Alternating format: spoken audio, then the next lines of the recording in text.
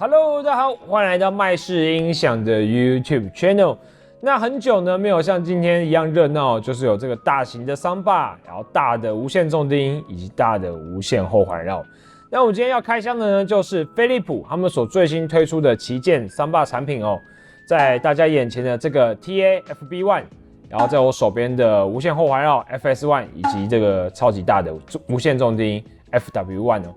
那其实来讲一下，很多人对于飞利浦的一个认识就是它有做一些小家电，但其实在音响耳机上面的产品，飞利浦他们也是有非常耕耘的。那像这个 Fidelio 的系列，其实它就是名字应该是来自于这个高传真的英文叫 Fidelity， 意思就是说这个系列基本上它就是有最好的用料，要给消费者最好的体验哦。那其实我对飞利浦系列这个 Fidelio 300，就是他们以前有出过一款。可拆式，就是最早我记得真的是看到那种可以拆的充电式的无线后环绕，是在 Fidelio 的系列桑巴上面看到的哦。那时至今日呢，飞利浦他们现在新的这个旗舰款的桑巴又有什么不一样？它体验感受又是如何？就让我待会跟大家细细的说清楚吧。那首先，当然外观我们还是要来粗浅的介绍一下哦。本体 FB1 的部分。它将近120公分，然后高度7点多公分，深度将近13公分。基本上在桑巴里面看到这个尺寸，应该目前仅次于Sony 的 A7000，就是最大支的 Sony 最大支的那一支哦。然后其实以价位看起来啊，这是飞利浦的全系列这个 Fidelio 的，包含 FB1、FS1、FW1， 我觉得也是瞄准 Sony 旗舰的这个 A7000。RS5 以及 SW5。好，那我们再回归到这个 FB1 它的一个本体。那在它的正面的上方呢，就是常见的音量大小声、切换讯源、暂停电源的按键。然后呢，在它的单体配置的部分，首先在它的左声道、中声道、右声道都使用了3颗阵列单体的一个搭配哦，就是包含2颗全音域的单体以及1颗高音的单体。那这样做的配置就是希望加强说它不管是在人声的对白，在左右声道表现上，都有一个非常厚实的音色哦。那接着呢，他讲到它的两侧，它两侧有做2颗侧环绕。那接着在天空声道部分有做2颗，也算是大的天空声道的单体。那接着呢，它在靠中心的部分有3.5寸的2颗，算是一个它整个重低音的单体的构成。所以看起来来讲，FB1 它在单体的数量上好像对比旗舰选手来讲不是那么的占优势，但是呢，其实我对于这支 FB1 的环绕效果来讲，体验完之后，我是觉得几乎是非常的令人的惊讶，你知道吗？就是好，这部分音色部分后面再跟大家说明。那接着呢，我们来讲到这个 FW1， 它是一颗8寸的无线的重低音。我必须要说，就是基本上飞利浦这次它就是下猛料，它直接把那种其实如果你看到 FW1 的背后，你就知道，因为它有着一般的那种家庭用的主动式的重低音，有的假如说分频点的一个设定，音量大小声的旋钮，然后它还可以接有线的这个 RCA 输入，就是没听错，其实你单买这个 FW1 你是可以把它接到你的环绕扩大机上面的，你可以不用买 FB1， 你也可以不用买 FS1。你单纯就现行你的家庭军人系统用这个 FW1 当你的重低音，可不可以？可以。那在它的底下呢，有一颗8寸的后旋边的单体，就基本上你如果是个热爱音响、热爱家庭剧的朋友，你看到这个后旋边的重低音，你就会觉得那它的分量一定很十足的。然后呢，在它的算是正面的2侧，算是做了这种被动式的辐射单体，就是加强它整个低音的亮感，还有下潜的频率的低沉度。那我觉得整体的外观来讲，算是蛮漂亮的。然后呢，接着我们来讲一下 FS1。FS1 的话，基本上它就是一个18公分的正方形，然后拉高到几乎36公分的高度。那当然，它原厂没有讲说它单体的结构，但一般来讲，它有一个这个全景声的天空声道单体在上方。那正面的部分应该是做了一个算是高音单体搭配一个低音单体的一个经典配置哦。然后特别讲一下说，这个 FS1 呢，它本身呢有可以单独一支当蓝牙喇叭的功能，所以如果你在家里面，假如说有时候你用不到桑巴的时候，你可以把它拔下来，然后插着变压器，然后它可以当一个蓝牙喇叭做使用。那它不是充电式的，所以它一定要接这个变压器。那当然原厂都有附上。那讲一下，这个 Fidelio 他们新的 FB1、FS1、FW1 一个外形设计哦，基本上它就是用铁网罩，然后搭配它边框有做一些这个算是皮革的包裹，所以整体来看上去算是，我觉得质感、重量上来讲都算是非常有分量的啦。好。那接着我们来讲一下 FB1 它的接孔的输入与输出哦。基本上输入很常见的，还有这个USB 输入，你可以接水声碟播里面的音乐，还有光纤输入，然后还有 HDMI 一组的输入，以及这个一组的 EARC 输出。所以基本上你要获得最好的音效，就是用你的电视直接用 EARC 的接孔与 FB1 去做对接哦。那特别要讲的是说，它在你会后面看到它有一个 mic in， 就是麦克风接的这个接孔哦。FB1 它这个 Fidelio 系列，他们在今年呢有特别做了一支空间校正用的麦克风。那这个麦克风其实看起来也会比一般的，我觉得比一般的环绕扩大机来的大，然后看起来是非常有分量。坦白说，我觉得FB1 今年这个给我的感觉就是说，它把以往的Soundbar产品设计的理念，就是像以前家庭剧院可能说喇叭很大啊，然后我要功能很多啊，然后音色要很好啊，然后Soundbar可能就是我要设计的很简单啊，然后那我用料不用很多，但是我要就是很轻便，然后操作什么很顺畅这样。那今年的 FB1 呢，我觉得它根本就是一个剧院级的配置，就是从它的包含它的重低音，然后当然它喇叭你可能觉得这个单体数不是很多，但是听起来感觉也是非常可怕。那加上这个它整个空间校正的麦克风的用料，我觉得它其实就是把家庭剧院做到这个Soundbar组合上的一个概念哦。好，那讲完了它的输入就是各种接孔之后，来讲一下它的串流的规格以及支援的音效。音效部分 DTS:X， 然后杜比全景声都不用讲，然后它还支援那个 IMAX Enhance 的功能，所以基本上目前市面上的全部，你不管是看蓝光机，你看串流影片，你看 Disney Plus， 你看 Netflix， 它都支援它所有的一个音效规格哦。那串流部分 AirPlay 2、Chromecast 这也是全部都支援的，所以基本上它已经是市面上所有不管串流音效，然后什么接孔的规格的一个完全体了，就它都没有缺席。好，那讲了这么多之后，讲完它的外观，讲完它串流音效之后，我觉得我们先简单的给大家听个几首歌，然后听完之后，我再分享一下我对它的一个听感，然后还有综合的一些分析。那接着呢，我也会附上一些如何去调整它的一个参数设定呢，我觉得这个也是非常重要的。好，那我们就先来听一下这个 FB1 它的声音表现吧。想和你看5月的晚霞，6月日落，在一起是7月的流星，8月温柔，自然带来的浪漫，以及你 All about you。我们不再需要任何阻碍 ，Let's fuck all night， 像活在天蓝岛上的女孩。I'll make you feel like you're in paradise， 身体之间互动有你主宰，我们不再需要任何阻碍 ，Let's fuck all night。我知道那些夏天就像青春一样回不来，代替梦想的也只能是勉为其难。我知道吹过的牛逼也会随青春一笑了之，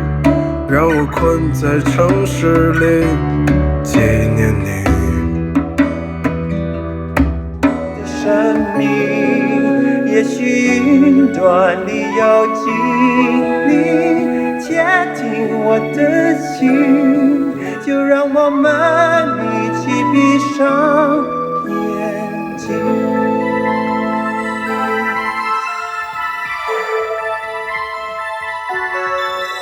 我要听心生命，陪我们永远年轻。好，那我们刚刚听完这个 FB1 的音色之后，接着就要来一个主观的听感分享，以及使用它下来有什么优缺点来做一个点评哦。那最后一样会有这个参数分享，以及它适合哪些的族群。那首先我们讲到听感分享，就今年我看到 FB1 的规格的时候，其实我就觉得说，哇，这个跟 Sony 的 A7000基本上就是打对台，不管看它的 FW1， 不管看它FS1， 那重量上。FB1 它7公斤多，比 A7000我记得少了将近1公斤吧。然后接着我把它摆到98寸电视的底下，然后一样播放我很标准的 Netflix 的西线无战事。那这个片段在一开始的时候，我觉得 FB1 给我印象最深刻就是它整个的天空声道以及侧环绕的表现了。我必须说它的表现，那个天空声道的声音的定位感、方向感真的是跟那个侧环绕的枪声啊，一些炸弹炸下去之后土喷溅的声音，那个定位感，坦白讲，我觉得在这个价位里面，就是算是数一数二的。先不讲说有些人说啊，这个飞利浦它不是做一个音响的大厂啊，就是它的专业不是在这边啊。但坦白说，我觉得这两个侧环绕以及天空声道表现是真的很厉害，甚至我觉得比起 A7000来讲，都是有过之而无不及的。那第二个在于说它的整个能量的丰沛感。它的低音虽然不是属于那种很低沉的，也许跟我们前几集比的什么 Station 1100啊，跟那种 B&W 的Panorama 比，它不是低音不是那么的低沉，但它在整体的能量感以及低音的那种，我觉得就是低音加上中音人声的那些能量的表现，我觉得其实还是很不错的。然后一个音量的表现上也绝对是够用的，不管你是10几平的空间、20几平的，我都觉得都够用。那讲完它的桑巴本体之后，我来讲一下它的搭载它整组的一个音色的感受。就是首先我觉得比较可惜的是说，今年的 FW1 这个无线重低音啊，我一开始看到它8寸的嘛，我会觉得说哇，这个本体 FB1 就已经那么厉害了，那再接上这个 FW1 不就惊天地这个气鬼神了吗？但是我接上去之后，其实我坦白说，我有点失望。为什么？就是我觉得他们这个飞利浦它设计的时候，它给 FW1 的承载的频率太少了。什么意思呢？就是他们飞利浦可能也许是为了追求一个绝对干净的低音的表现，所以它只有在很低的频率的时候，才会把这个声音交给FW1 去负责。那这样做的好处有什么呢？就是说，你真正在听这个 FB1 配上 FW1 的时候，你会得到一个非常低沉的而且干净的音色。很多人常常听一些桑巴产品，他会说那个重低音虽然量感感觉很强，但是它听起来糊糊的。那如果你今天也是听 FB1 配上它的重低音的话，其实你听到会是一个非常干净的低音音色，那也稍微有一点亮感。但是我觉得在亮感的这部分，它就不如很多品牌以及对这个 FW1 的期待，因为毕竟它是一个8寸的后旋边的一个重低音哦。我觉得消费级的一种产品，其实你可以在这种我觉得清晰度跟亮感之间去做一个权衡哦。简单来讲，我觉得 FW1 跟这个 FB1 的合作，它的低音有点太清淡了，就太追求这种也许是监听走向，或者是一个专业这种音乐电影工作者的一个喜好。好，这个是我第一个想要讲的一个感觉。那第二个我要讲的可惜的点是在于 FS1。其实如果今年的 FS1 大家有机会，其实我建议你拿到 FS1， 或者你在试玩 FS1， 你先不要把它配到这个桑巴的本体，你先单独用蓝牙听它单支喇叭的声音。其实它单支的喇叭当蓝牙喇叭，这个低音跟人声都是音量，甚至到音量都是非常有水准的。但是它整体配上这个 FB1 之后，我觉得第一个它音量没有那么的大声，那第二个它的一些你音量不大声，其实很多事情就是像你那个环绕的包覆感来讲，虽然说还是不错，因为你可以藉由后面一些参数的调整，让它变大声，然后让它变得就是比较厚实，就还是不错。但是我觉得相比你听到它单独蓝牙喇叭的表现的时候，你是会觉得稍微有一点点失望。但我觉得这其实也不是飞利浦的锅啦，我觉得坦白讲，这也许算是 DTS Play5 他们在写的时候，他没有把这种大家的分工的合作做得那么好。那也必须要讲的是说，我刚刚讲说它的整个 FB1 它的音色整组合起来，坦白说，我觉得在环绕感，尤其我刚刚讲到侧环绕跟天空声道来讲，我觉得算是这个价位目前来讲，不管是单支或组合都是非常厉害的。那加上重低音的话，如果你是在意重低音清晰度的人，你也会很喜欢。但是我必须要讲，接下来就是讲它比较算是缺点的部分，就是 DTS Play5 这个 App 本身它不是那么的，我觉得第一个它的界面比较不人性化。你说丑就算了，我觉得它的界面就是有一些暗的地方或什么的就不是那么人性化。第二个，它的运作不是那么的顺畅以及稳定。就是坦白说，我觉得以我来讲，我玩过很多音响的产品，然后 DTS Play5 我以前也有碰过。但是这次我在配对的时候，其实我光初始配对我就花了比一般3把产品还多的时间。那光是把它们配成一组，我就花了一点时间。然后第二个在于说，如果你要调整 FB1 的声音，目前呢，这个飞利浦它是要用另外一个 App， 我记得叫 Fine Tune 吧，去做一个音色的 EQ 的数值的调整。所以它的配对控制的 APP。以及它的调音就是调整音色的 App 是2个分开的，这个在操作上就给消费者比较就是感受上没有那么的连贯。那再来讲一下说 FB1 它的像是 Chromecast 或是 AirPlay 2，我觉得反应是在无线状态下是比较慢的，这个必须老实的跟大家说。但是我们刚刚都讲看电影的表现嘛，那听音乐来讲，我觉得FB1 就比较中规中矩，就是在调整完了之后，它有着，因为它其实体质本身就还不错，所以你调完的话，它的人声啊跟那些效果，我觉得是还 OK。但是必须要讲的是说，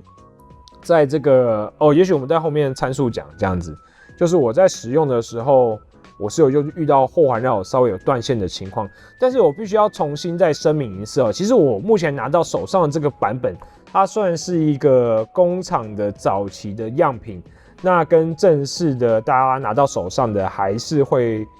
我觉得在韧体上或者是在一些功能上还是会稍微的不一样，所以就是前面讲的这些都是我使用这个早期的一个样品的一个经验分享。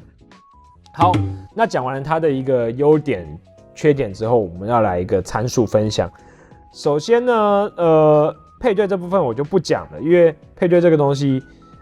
我觉得之后我直接做成一个短片来跟大家说明，也许比较好。因为我觉得这个配对流程，如果你是比较不熟音响的人，你大概也是要花很久的时间，然后说明书那个可能也，整个流程来讲不是很好懂，所以这之后再分享给大家，记得订阅、按赞一下。然后我们接着进到这个飞利浦，还有出了这个 Fine Tune 里面那这个 Fine Tune 里面呢，基本上会看到我的目前的飞利浦的这个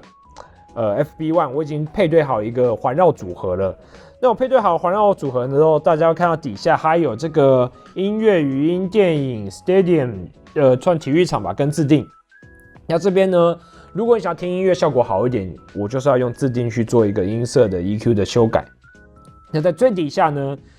你会看到还有，假如说左右声道、中置声道、天空声道、侧环绕以及重低音的一个音量的调整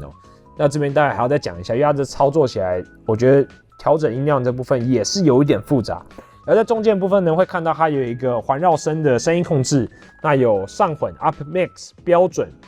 以及这个环绕声 AI 好，那我们首先先从最重要的就是每个声道的一个音量调整开始首先我在调整这个 FB1 的时候，我的逻辑就是说，我刚遇到它嘛，所以我希望它的天空声道，我就把它加到满。假如说它的左右的那个天空声道直接加到正3。那接着在侧环绕的部分呢，我也希望说它的侧环绕给我强烈的感觉，所以我这部分我会把它加满，就加到正5。那接着在中置的部分呢，人声的部分，我希望它就是其实它本来的人声也还算 OK， 但是有看电影喜欢人声多一点，所以我也加到正3。这是一个就我刚拿到手算是一个蛮基本的配置然后重低音的部分呢，这个调整音量就要讲一下了，因为你在FW1 的背后你会看到音量的旋钮，那你在这边的飞利浦的 Fine Tune 的 App 里面，你也会看到有一个重低音调整音量的选项。然后呢，你在飞利浦的另外一个那个 Sound App 里面，你也可以找到重低音的音量的一个调整。所以这边我怎么去做调整？我这边呢，在 Fine Tune 里面，我是把音量开到了正5，然后FW1 本身的音量我是转到了将近9点钟的一个方向。接着呢，在这个飞利浦的 Sound App 里面，我的重低音是开到了正5，这是我的一个重低音的调整了。听起来有点复杂，但是我觉得，坦白说，我觉得飞利浦在做下一代产品的时候，它这个整个产品的音量的调整应该要稍微统一一下啦。那这只是小吐槽一下，但是坦白讲，这有时候也是 DTS 的锅，我觉得也不能怪飞利浦。那接着呢，我们讲完了这个重低音，然后本体之后，来讲一下后环绕的音量调整了。基本上后环绕音量调整，你要在它的飞利浦的 Sound 里面去做调整。那这个部分呢，我是把这个左后环绕、右后环绕，我都给它开到了正10，就是最大。然后它的后环绕部分没办法调它后环绕的，就是纯后环绕跟天空声道的一个比例啊，你是没办法调整，你只能调整它整体的大小。那我就直接开到最大。那接着在中间的这个环绕声的一个格式的部分呢，我是选择了上混 Up Mix。那基本上这边我推荐大家选择2个模式啊，一个是上混，一个是这个环绕声 AI。在环绕声 AI， 我觉得如果你使用这个模式的话，你底下的那个天空声道的音量要给少一点，也许你就挂0就好了。因为它在环绕声 AI 的时候，我觉得第一个它声音会太过强调那种天空声道以及侧环绕的表现，反而会影响它的人声那些会变比较薄。但是也许这样子对一般人刚接触环绕音响来讲，会觉得我真的是非常刺激。因为你看一些像是那个不可能的任务，它的全面那个就是它有一集讲说阿汤哥在直升机上面跟犯人搏斗，那个声音螺旋桨啊，直升机飞来飞去的，在那种天空声道表现，真的是令人印象非常的一个深刻。好，那我的话我是选上混，然后我觉得这很重要，因为你不管选什么模式，你后面的 EQ 调整是要跟着你的选的模式的。什么意思？就是我待会分享的 EQ 的参数，这只能绑定在上混这个状态下。如果你选标准或选其他的模式，你的 EQ 就要根据你当下的喜好去做调整。所以，简单来讲，我觉得这个飞利浦这次的这一款调整是有点复杂，但没关系。我们接下来看它 EQ 的调整哦。这是飞利浦的 FB1， 我觉得它的调整的重点的，大家会看到有7段的 EQ 嘛。那其实它重点的一个段落，就是在它的600赫兹以及这个1200赫兹哦。这2个频段，我觉得，你要找其中之一去做删减，什么意思？就是我觉得飞利浦 FB1 本身它的人声厚度不是那么的够。那你在做这2个频段的删减的时候，其实它的人声会变得比较算是干净嘛，然后也变得比较没有薄薄的感觉。但是像我的话，我最后是选择我600赫兹，我去做一个减的动作。那我也许减到-3了之后，那相对来讲，因为你600赫兹一降之后，你的人声的突出感就会减少了。所以我接下来做的事情，我就是要补足，把这个人声的厚度或质感、突出感给做出来。所以我接着马上去调这个1200赫兹，我把它加到了正3。那随之我要做的就是我要再把300赫兹也拉到正3，因为你1200赫兹是把人声这个锐利度做出来的，锐利度做出来，你没有去就是你没有去对相对的低音去做加强的话，你的人声听起来就很薄。所以300赫兹的部分我去做加强。那加强完了之后呢，我们人声现在做突出来了嘛？但是我的一些，假如说乐器，假如说敲击声啊，一些节奏声啊，如果比较抢戏，那我就要把它来做一个下降的动作。所以接着呢，我会去把这个包含这个5000赫兹以及这个10000赫兹呢，去做一个下降的动作。那我做完下降动作之后，5000赫兹这边我是下降了到了-2，然后10000赫兹是下降了-1。下降完之后呢，我再去从这个2500赫兹去做一个人声的稍微的修饰，就让它人声的那种锐利度再突出一点。所以这样子最后做下来， 2500赫兹我加到了大概是正一的位置，所以这就是整个的一个调整逻辑的啦。所以我觉得基本上你在调整的时候，你针对这个600赫兹跟1200赫兹去做一个取舍，反正你减一个，你另外一个就要去做加，然后你再去加完了之后，接着你就是300赫兹、2500赫兹去修饰一个人声，然后呢，5000赫兹跟10000赫兹呢，你是去调整一个乐器的一些敲击声的一些比例哦。然后最后呢，150赫兹我就没有动了，因为它本身如果我前面的低音、中低音量开到我刚刚设定的值的话，其实它已经算很饱满了，再多我觉得就会有点轰了这样。那这只是一个基本大概的调整啊。其实我觉得飞利浦今年的一个音色的调整其实不太好做，因为我刚刚讲说 DTS Play 5其实它这个 App 的稳定度没有那么的好，所以其实做这个是蛮耗费时间的。但是我觉得其实它值得你这么一做啊，因为做完之后，我觉得听音乐整个的表现是有在更好的这样子。好了，那我们讲完了它的一个参数的分享，讲完它的一个音色听感，然后讲完它的一个这个还是一些小缺点之后，我来做一个总结啦。坦白来说，我觉得今年的飞利浦这个 Fidelio 的系列啊，我觉得要分成2个状况来讨论，一个就是说你只买单支型的玩家，或者是你就不想后环绕，你想要简单去做使用的，就只买 FB1 的玩家，以及呢你想要搭配整套的一个这个大全餐的一个使用者。首先呢，在单支的部分，我觉得没有疑虑哦，就是目前以39900元这个价位来讲，天空声道的表现，我觉得在这个价位带里面，侧环绕天空声道它就第一名。就是我没有讲说，先不讲其他，就看电影的那种天空声道侧环绕的表现，我觉得就是它会让你感受真的很明显。然后呢，接着呢，在看电影的人声的部分，我觉得算中规中矩。但是在听音乐的话，我觉得表现就可能比较普通了。也许比对我们之前讲到 B&W 啊，讲到那个什么 Harman Kardon 啊，或甚至讲到一些 Sony 来讲，我觉得飞利浦的听音乐，你调整完 EQ 之后，可能就跟他们差不多这样子。好，那单支的话，我觉得没有什么好讨论，就是它绝对是你可以放进考虑名单里面的。那如果是整组的话，我觉得今年来讲就是当然环绕效果很不错。然后我刚刚其实没有讲说，像他们那个 FS1 背后还有这个 LED 灯可以搭配他们飞利浦电视去做一个灯光的联动。但是我觉得整组的话就要看它的后环绕以及重低音的售价啦，因为我觉得目前来讲，以及后续的飞利浦会不会在针对这个搭配的音色去做一个调整？因为我觉得以目前的搭配的听感的感觉来讲，其实 FB1、FW1、FS1 他们3个搭配在一起的时候，那个潜力我觉得是没有完整的发挥出来。但是当然，你以价位来讲，其实飞利浦他们常常也会做一些活动或什么的，其实买下来不算贵。那FW1 我觉得它也是蛮泛用的，就今天你就算你以后桑巴坏掉了，你 FB1 是可以做单独使用的 ，FS1 也可以单独做蓝牙喇叭使用，所以它每个部件都有考虑到说你可以单兵作战，你也可以合作使用，我觉得这个是不错。但是相对来讲，我觉得就是因为我刚刚讲说它的 App 的操作的一些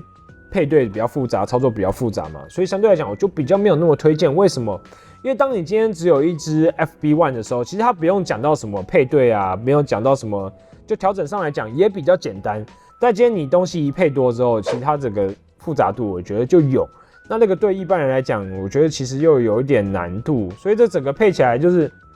总结，我会怎么去做总结？就是如果单支型的话，其实很简单 ，FB1 你不用什么的考虑，你试听完你觉得 OK 就可以买。那如果整组的话，我就建议说你要对音响有一点热爱，或者是你要看我们的那个说明之后，我们分享大家一步一步的去做操作。但是其他组合起来的环绕效果，我觉得在今年的旗舰桑巴里面，就是天空声道跟侧环绕这一点还是毋庸置疑的。加上它的低音，我觉得其实也是算是干净类型又很低沉的，算是水准之上。那也是建议大家可以来听听看。所以最后就是说，今年的这个得到这个飞利浦2022年红点设计大奖的这款整个 Fidelio 的 FB1、FS1、FW1 桑巴，就是我还是蛮推荐大家，如果你想要组一个旗舰级的一个组合哦，想要一个最好的音效，那你一定要来试听看看这个飞利浦他们所新出的旗舰系列哦。我是 Alan， 这次的节目就到这边。那有任何想听想看，都可以在我们 YouTube 的留言区底下讨论哦。那我们就下次节目见喽，拜拜。